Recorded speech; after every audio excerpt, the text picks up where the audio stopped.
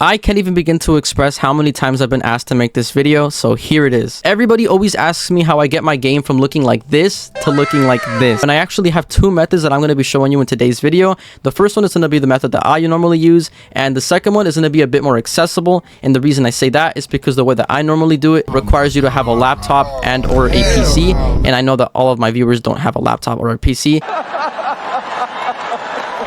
So the way that I normally do this is I use OBS Studio. Now the way I go about making this effect is by using OBS's filters option.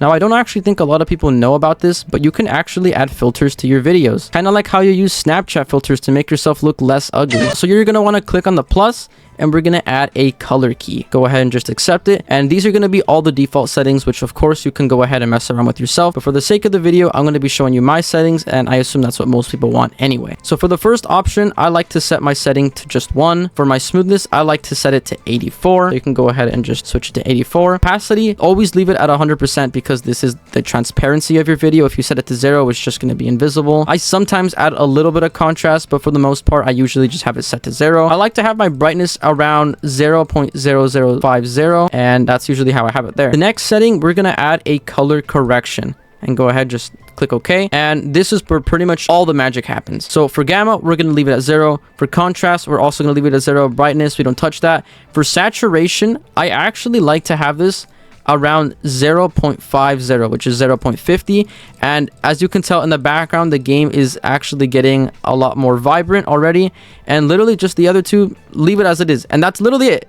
That's literally it. If I move this out of the way, you can see that my game is looking way more bright, way more vibrant, and that's literally all it is. Now every time you record a video, anytime you do literally anything, and this actually works on any game, it'll just work. Like I could just do an emo and bam, and that's it. Now the second option that I promise is going to be using CapCut. So this is an editing software, specifically the one that I use for all my videos. You can actually do this on mobile. You don't need a PC for this. I'm using it on PC because that's what I use to edit. I went ahead and I just quickly made a video, and it's nothing special. It's me just literally emoting in the lobby. I don't have any filters. It's completely the same. It's no colors, no nothing, and I'm going to be showing you how to do the exact same thing. All you have to do is just click on the video that you want to use the effect on, and you're going to want to go to the adjustments tab. By default, it's going to be on video. Go to the adjustments tab, and if you scroll down just a little bit, you're going to see the same effect that we saw earlier, which is saturation. And this is pretty much what affects all the colors on your video. So of course, if I click and drag it to the left, which is in the negatives, it is going to remove more of the color, and vice versa. If you do it going to the right, it is going to make the game look more vibrant. I would be a bit careful with this. If you make it too vibrant, then sometimes the colors will bleed and it'll just turn black. Personally, I don't like to go too far, and I might just kind of put it around maybe like the 25 to 30 mark, because that's like the sweet spot for me. Now if you want to make it higher or lower, that's up to you. This does make the same effect, and you can mess around it more. It does give you a lot more options. You know, this is an extra nice little option that you can use if you want to. Yeah, that's basically all you have to do. Go back to editing your video, and it just stays there. You know, like I can just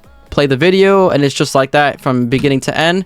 Now if you do clip the video before you add these effects, you're gonna have to do it specifically with all of them. Like if I want to, right here, while I'm playing it, it will actually fade back to the normal one. So you make sure that before you start clipping and doing all your other editing stuff, that you actually add the effect to the entire video. That way it doesn't, you know, clip nastily like that. So yeah.